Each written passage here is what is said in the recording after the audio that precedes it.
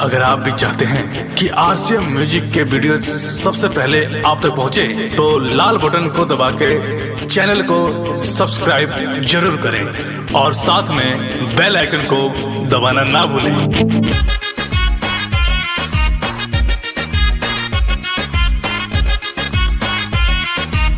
भले कपड़ा गंदा होके चाहे हम बसाएंगे, ठीक है, ठीक है।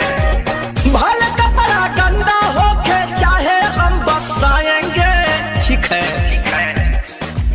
घूम घूम कर खाएंगे, खिचड़ी पे नहाएंगे, ठीक है, ठीक है। दाना भेली खाएंगे, खिचड़ी पे नहाएंगे, खिचड़ी पे नहाएंगे। भाले मोरी देहिया पर बैठल बा माथा, तब जूठा खा ले मोरा मौली अरे लकाठा, ठीक है, ठीक है। नया नया लोवर जहिया भेजी रे नानी, वही दिन देहिया पर गिरी मोरी पानी, ठीक है।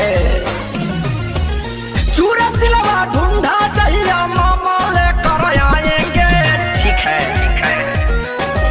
सूरत दिलवा ढूंढा जहिया मामा लेकर आएंगे, घूम घूम कर खाएंगे, खिचड़ी पे नहाएंगे, ठीक है, ठीक है। घूम घूम कर खाएंगे, खिचड़ी पे नहाएंगे, ठीक है।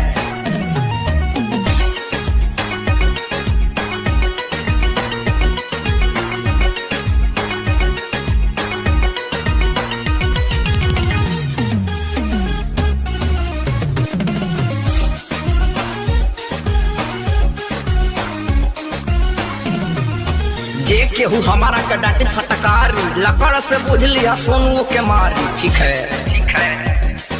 साथे बाबूलाल के हो अपना ले जाई, नहरी में कूद कूद खूब हम नहाई, ठीक है, ठीक है। राजू उपेंद्र अमित रंजन लुंगी नहीं की नमाएंगे, ठीक है, ठीक है। ए राजू उपेंद्र अमित रंजन लुंगी नहीं की नमाएंगे, साबुन देह में लगाएंगे, खिचड़ी पे नहाएंगे रे पगला, ठीक है, ठीक है। साबुन देह में लगाएंगे, खिचड़ी पे नहाएंगे, ठीक है।